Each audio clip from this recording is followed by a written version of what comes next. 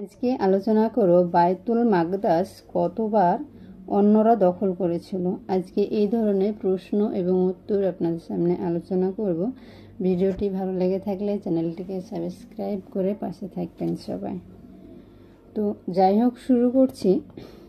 1 নম্বর প্রশ্ন হচ্ছে, আব্রাহার বাহিনীকে মোকাবিলার জন্য আল্লাহ কি পাঠালেন? উত্তর, ঝাঁকবদ্ধ ছোট ছোট পাখি আবাবিল। 2 নম্বর প্রশ্ন, প্রত্যেক পাখি কয়টি করে কঙ্কর নিক্ষেপ করেছিল? উত্তর, 3টি, একটি মুখে 2টি পায়ে। 3 নম্বর প্রশ্ন, কোরআন মাজিদে পাখিগুলোকে কি বলে আখ্যায়িত করেছে?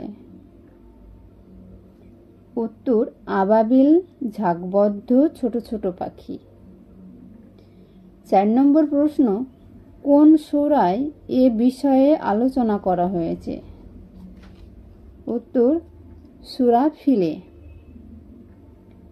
5 নম্বর প্রশ্ন, কঙ্করগুলোর সাইজ কেমন ছিল? উত্তর, ছোলার দানার মতো। 6 নম্বর প্রশ্ন, আব্রাহার মৃত্যু কিভাবে হয়? উত্তর, আব্রাহার আঙুলের জোড়া খুলে যায়। পালিয়ে সানা নামক স্থানে যাওয়ার আগেই তিনি পাখির বাচ্চার মতো হয়ে যান। তারপর বক্ষ বিদীর্ণ হয়ে হৃৎপিণ্ড বের হয়ে এলে তিনি মৃত্যুমুখে পতিত হন। 7 নম্বর প্রশ্ন, এই ঘটনা কখন সংঘটিত হয়েছিল? উত্তর, রাসূলের জন্মের 50 থেকে 55 দিন আগে মুহররম মাসে। 8 নম্বর প্রশ্ন, হস্তি বাহিনীর ঘটনা আমাদের জন্য কি শিক্ষা দেয়? উত্তর, সুসজ্জিত কোনো বাহিনী ও কাবার বিন্দুমাত্র ক্ষতি করতে পারবে না। 9 নম্বর প্রশ্ন, ওই সময় মুসলমানদের কিবলা কোনটি ছিল?